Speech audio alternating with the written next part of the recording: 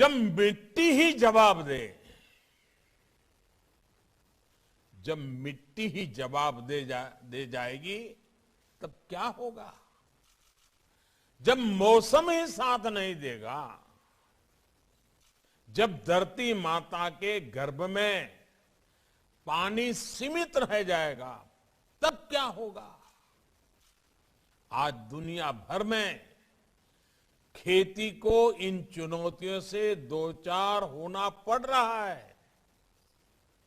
ये सही है कि केमिकल और फर्टिलाइजर ने हरित क्रांति में अहम रोल निभाया है, लेकिन ये भी उतना ही सच है कि हमें इसके विकल्पों पर भी साथ ही साथ काम करते रहना होगा और अधिक ध्यान देना होगा। खेती में उपयोग होने वाले कीटनाशक और केमिकल फर्टिलाइजर हमें बड़ी मात्रा में इंपोर्ट करना पड़ता है। बाहर से, दुनिया के देशों से अरबों खरबों रुपया खर्च करके लाना पड़ता है। इस वजह से खेती की लागत भी बढ़ती है, किसान का खर्च बढ़ता है और गरीब की रसोई भी महंगी होती है। ये समस्या किसानों और सभी देशवासियों की सेहत से जुड़ी हुई भी है।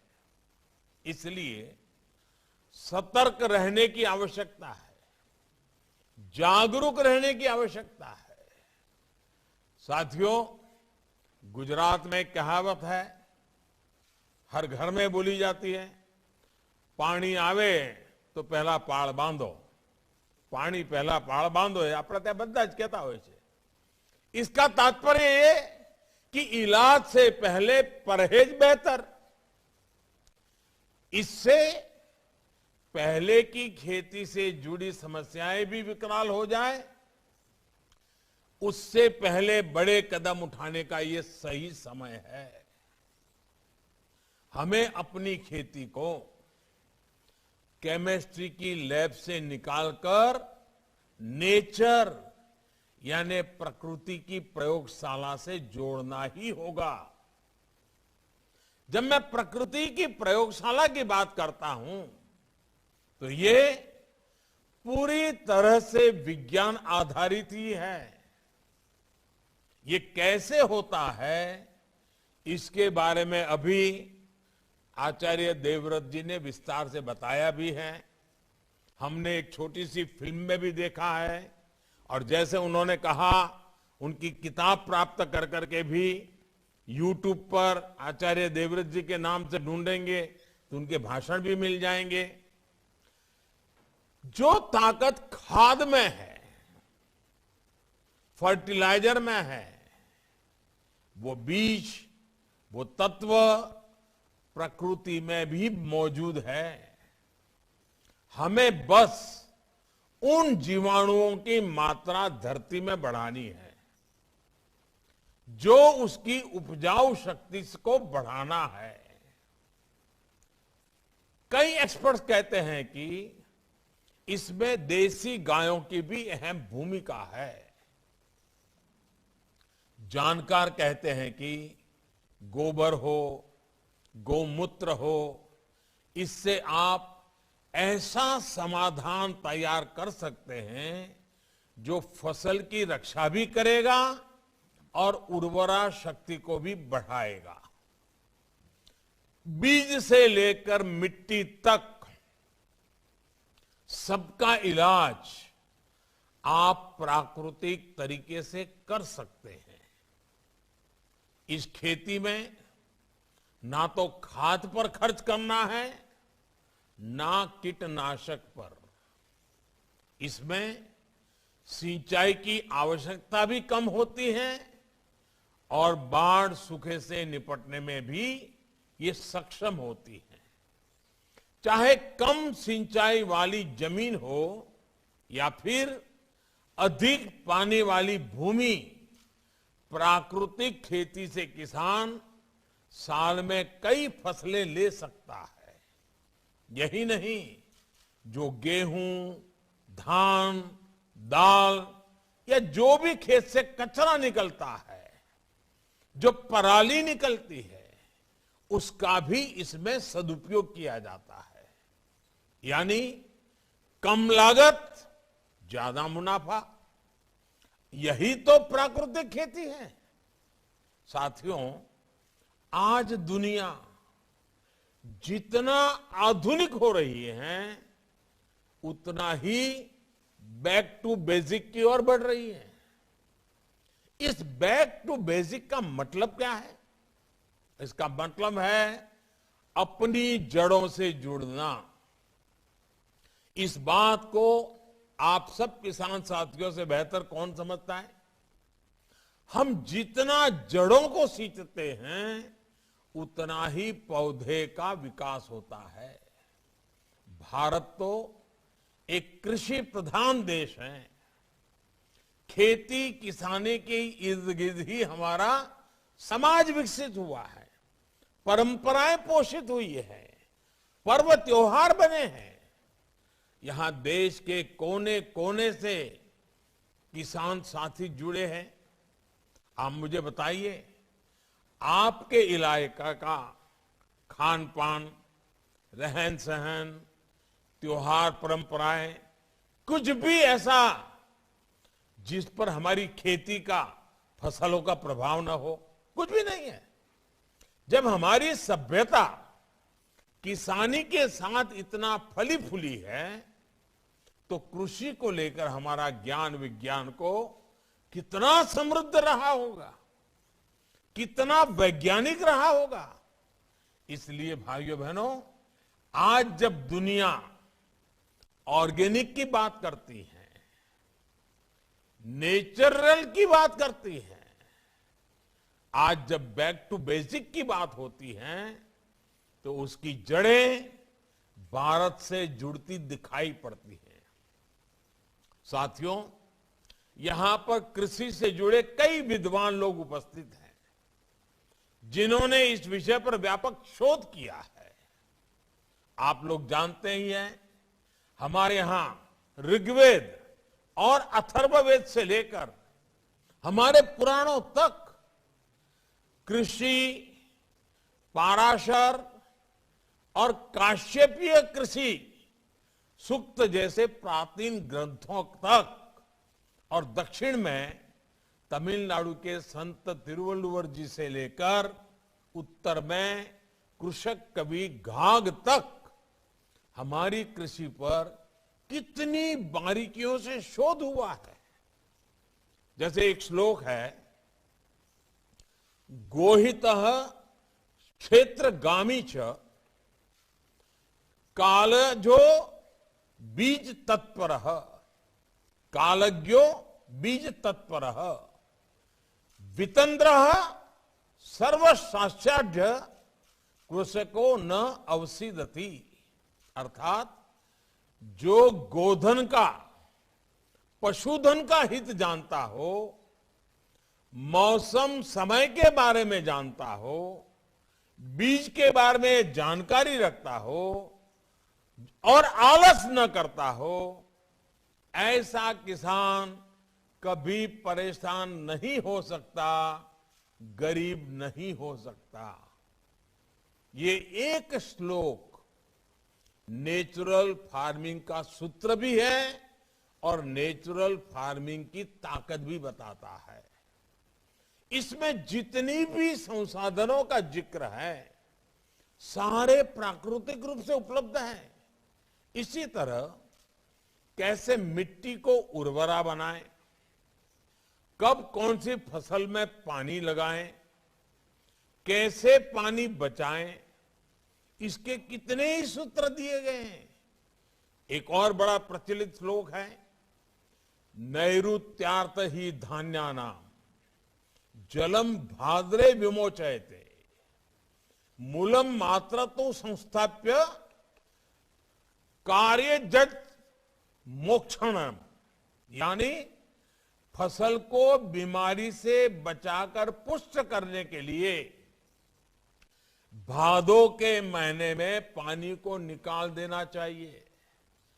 केवल जड़ों के लिए ही पानी खेत में रहना चाहिए। इसी तरह कवि गार्ग ने भी लिखा है, गेहूं बाहें, चना दलाएं, धान गाहें, मक्का निराएं, उख कसाए। यानी खूब वाह करने से गेहूं, खोंटने से चना, बार बार पानी मिलने से धान, निराने से मक्का और पानी में छोड़कर बाद में गंगा बोने से उसकी फसल अच्छी होती है। आप कल्पना कर सकते हैं, करीब करीब 2000 वर्ष पूर्व तमिलनाडु में संत तिरुवल्लुवर जी ने भी खेती से जुड़े कितने ही सूत्र दिए थे। उन्होंने कहा था, तोड़ी पुडुड़ी कच्छचा उणक्किन पीड़ी थेरुवम बेंडादु सालप पड़ुम।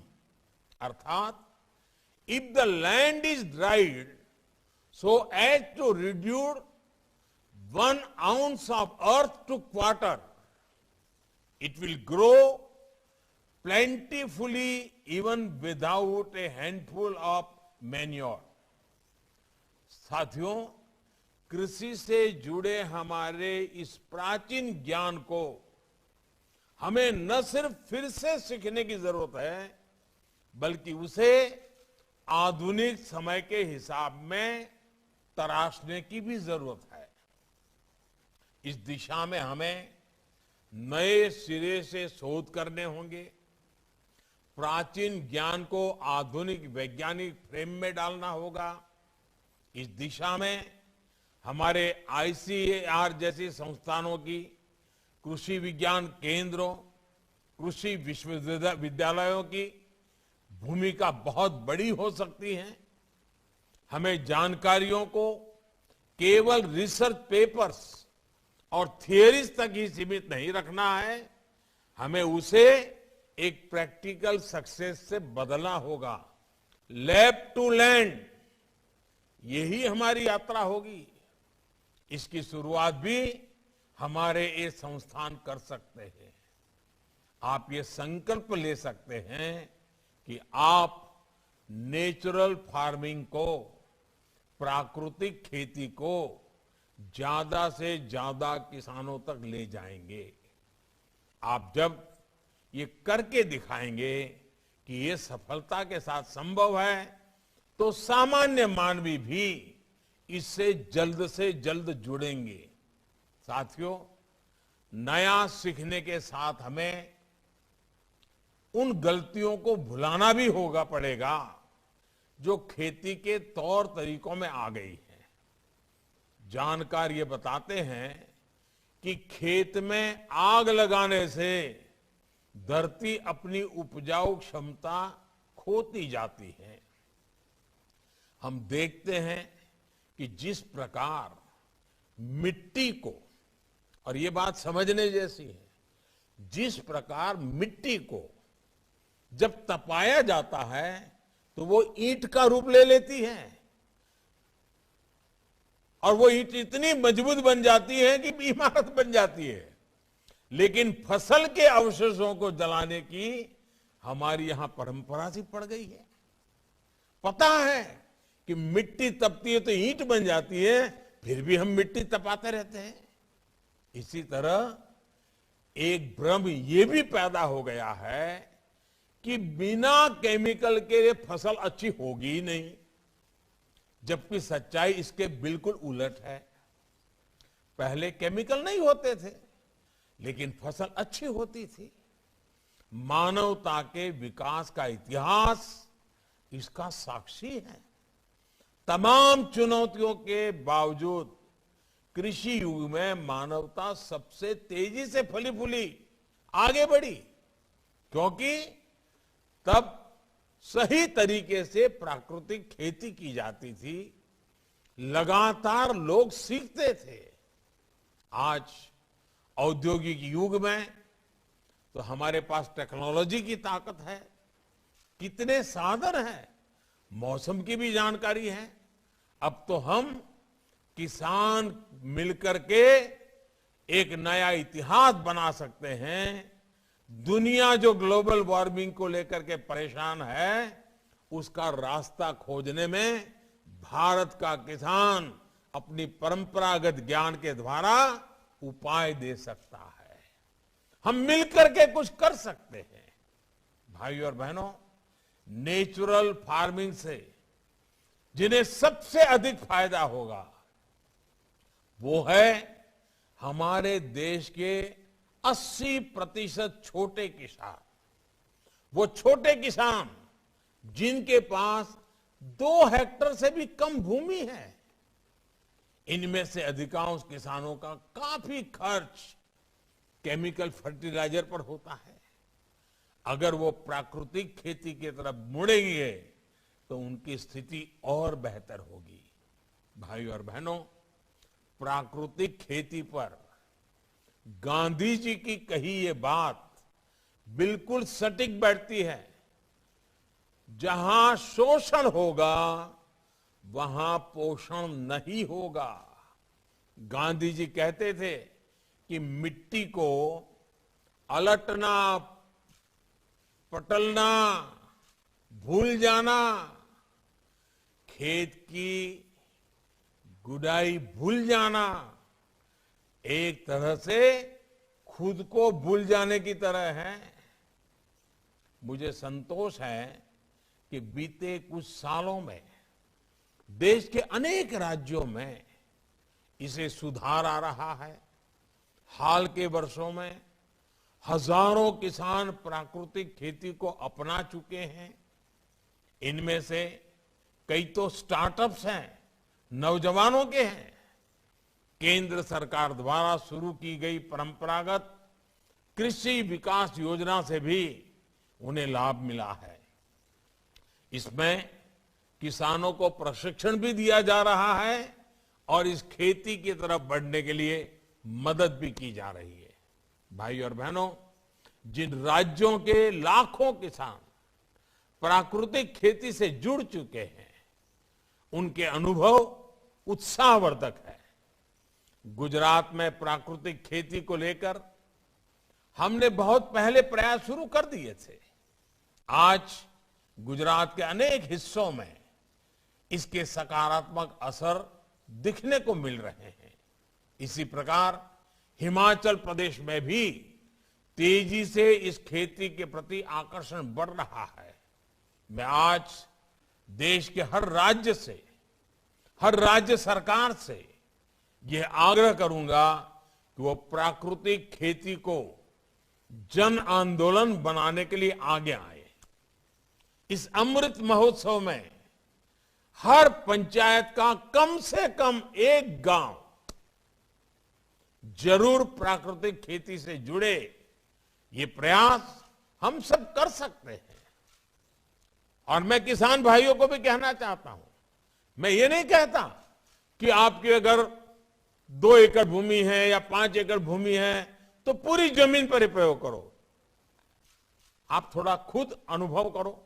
चलिए भी उसमें से एक छोटा हिस्सा ले लो, आधा खेत ले लो, 1/4 खेत ले लो, एक हिस्सा तय करो, उसमें ये प्रयोग करो। अगर फायदा दिखता है तो थोड़ा विस्तार बढ़ाओ। 1-2 साल में आप धीरे धीरे पूरे खेत में इस तरफ चले जाओगे, दायरा बढ़ाते जाओगे। मेरा सभी निवेश साथियों से भी आग्रह है कि ये समय ऑर्गेनिक और प्राकृतिक खेती में इनके उत्पादों की प्रोसेसिंग में जम करके निवेश का समय है। इसके लिए देश में ही नहीं बल्कि पूरे विश्व का बाजार हमारा इंतजार कर रहा है। हमें आने वाली संभावनाओं के लिए आज ही काम करना है। साथियों, इस अमृत काल में दुनिया के लिए फूड सिक्योरिटी और प्रकृति से समन्वय का बेहतरीन समाधान हमें भारत से देना है। क्लाइमेट चेंज समिट में मैंने दुनिया से लाइफस्टाइल फॉर एनवायरनमेंट यानी लाइफ को ग्लोबल मिशन बनाने का आह्वान किया था। 21वीं सदी में इसका नेतृत्व भारत करने वाला है, भारत का किसान करने वाला है। इसलिए आइए आजादी के अमृत महोत्सव में मां भारती की धरा को रासायनिक खाद और कीटनाशकों से मुक्त करने का संकल्प ले। दुनिया को स्वस्थ धरती, स्वस्थ जीवन का रास्ता दिखाएं। आज देश ने आत्मनिर्भर भारत का सपना संजोया है। आत्मनिर्भर भारत तभी बन सकता है जब उसकी कृषि आत्मनिर्भर बने, एक एक किसान आत्मनिर्भर बने। और ऐसा तभी हो सकता है जब अप्राकृतिक खाद और दवाइयों के बदले हम मां भारती की मिट्टी का संवर्धन गोवर्धन से करें, प्राकृतिक तत्वों से करें। हर देशवासी हर चीज के हित में, हर जीव के हित में प्राकृतिक खेती को हम जन आंदोलन बनाएंगे। इसी विश्वास के साथ मैं गुजरात सरकार का, गुजरात के मुख्यमंत्री जी का, उनकी पूरी टीम का इस इनिशिएटिव के लिए, पूरे गुजरात में इसको एक आंदोलन का रूप देने के लिए और आज पूरे देश के किसानों को जोड़ने के लिए मैं संबंधित सभी का हृदय से बहुत बहुत अभिनंदन करता हूं। बहुत बहुत धन्यवाद।